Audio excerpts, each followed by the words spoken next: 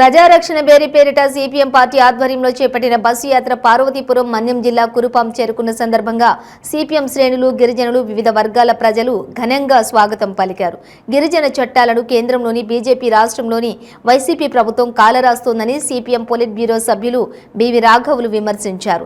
ఈ సందర్భంగా ఏర్పాటు చేసిన బహిరంగ సభలో బివి రాఘవులు మాట్లాడుతూ కేంద్రంలోని ప్రధానమంత్రి నరేంద్ర మోడీ, రాష్ట్రంలోని వైసీపీ ప్రభుత్వం గిరిజనులు పోరాడి సాధించుకున్న చట్టాలను సవరించి దోపిడీ చేస్తోందన్నారు. అందులో భాగంగానే అటవీ హక్కుల చట్టాన్ని సరిగ్గా అమలు చేయడం లేదన్నారు. చట్ట ప్రకారం ప్రతి గిరిజన కుటుంబానికి గరిష్టంగా 10 ఎకరాల వరకు భూమి ఇవ్వవలసి ఉన్నప్పటికీ తూతూ మంత్రంగా పంపిణీ చేసిందన్నారు.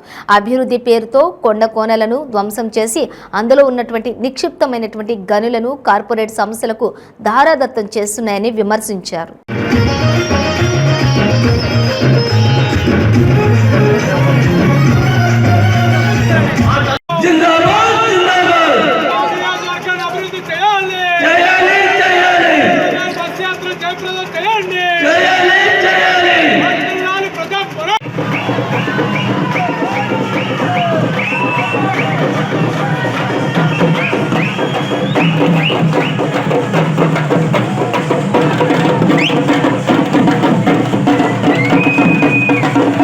మన దేశాన్ని మోడీ గారు పరిపాలన చేస్తున్నారు. నరేంద్ర మోడీ గారు ఆయన బీజేపీ పార్టీకి నాయకులు, ఇప్పుడు ప్రధానమంత్రిగా ఉన్నారు.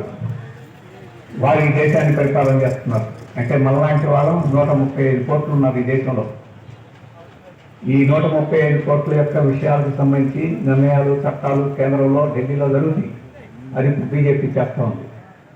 వారు చేసే నిర్ణయాలు మనకు ఉపయోగపడుతున్నాయా, మన కష్టాలు తెస్తున్నాయా, మన సమస్యలు పరిష్కరించి మనం ప్రశాంతంగా బతికేదానికి అవకాశం ఇస్తుందా? లేదు, రోజు రోజుకి మనకుండే హక్కులను కూడా కాల్వాచి అన్యాయం చేసి మన బ్రతుకుల్ని ఛిద్రం చేసే పద్ధతిలో ఉన్నదా ఏమిటనేది నేను కొన్ని విషయాలు చెప్తాను. అలాగే ఇక్కడ రాష్ట్రంలో ఎవరు పరిపాలన చేస్తున్నారు? జగన్మోహన్ రెడ్డి గారు వైఎస్ఆర్ పార్టీ పరిపాలన చేస్తున్నారు. ఆ వైఎస్ఆర్ పార్టీ యొక్క పార్లమెంట్ సభ్యురాలు మాధవి గారు అంటే మీకు అది తెలిసి ఉండదు, ఎందుకంటే మీరు ఎప్పుడు చూసి ఉంటారు కదా. ఆమె పార్లమెంట్ సభ్యురాలుగా మనం అందరూ ఓట్ చేస్తే గెలిచింది. ఆమె ఎక్కడ కూర్చుంటుంది? ఢిల్లీలో కూర్చుంటుంది. పార్లమెంట్లో సభ్యురాలంటే ఢిల్లీలో ఉంటారు. మోడీ గారు చట్టాలు చేస్తూ ఉంటే ఆ చట్టాలు గిరిజనులకు మంచిగా కాదా మాట్లాడాల్సిన బాధ్యతలో ఆమె ఉంది. ఆమె ఢిల్లీలో ఉన్నారు. మరి మోడీ గారు ఏం చేస్తున్నారు, ఈ మాధవి గారు ఏం చేస్తున్నారు మనం తెలుసుకోవాలి. ఎందుకంటే 2024 ఉంది. 2024 అంటే ఇంకొక 6 నెలలు. ఇంకొక 6 నెలల్లో మళ్ళీ ఎన్నికలు వస్తున్నాయి. మళ్ళీ మాధవి గారు వస్తుందో లేకపోతే ఇంకొక రవి గారు వస్తారో నాకు తెలియదు. ఎవరైనా మళ్ళీ మీ దగ్గరకు వచ్చి పార్లమెంట్ సభ్యులకు మాకు ఓటు వేయండి, మేము ఢిల్లీకి పోవాలని చెప్పేసి వస్తారు. ఆ వచ్చిన వాళ్ళు ఇప్పుడు ఈ మాధవ్ గారి లాగానే వచ్చిన వాళ్ళు ఉంటే మన ఓటు మురిగిపోద్ది, దండగా ఉంది.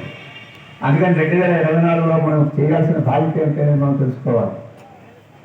జగన్మోహన్ రెడ్డి గారు ఇక్కడ రాష్ట్రంలో పరిపాలన చేస్తున్నారు. ఇక్కడ మా తరఫున రాష్ట్రానికి ఎవరు అవుతున్నాం? పుష్పవాణి, పుష్ప శ్రీవాణి, వైద్య చర్లో చతుర్శర్లో నాకు తెలియదు. మొత్తం మీద శత్రుశర్ల కుటుంబం, శత్రుశర్ల కుటుంబం మేరంగి ఒక చర్ల అయితే కురుపాం ఇంకో చర్ల, మొత్తం రాజులే. వారు ఇక్కడ గెలిచి ఇప్పుడు పాతకాలంలో హైదరాబాదు, ఇప్పుడు విజయవాడలో శాసనసభలో కూర్చోవాలి. మనకు సంబంధించిన నిర్ణయాలు, రాష్ట్రానికి సంబంధించిన నిర్ణయాలు అక్కడ చేస్తారు. జగన్మోహన్ రెడ్డి గారు చేస్తారు.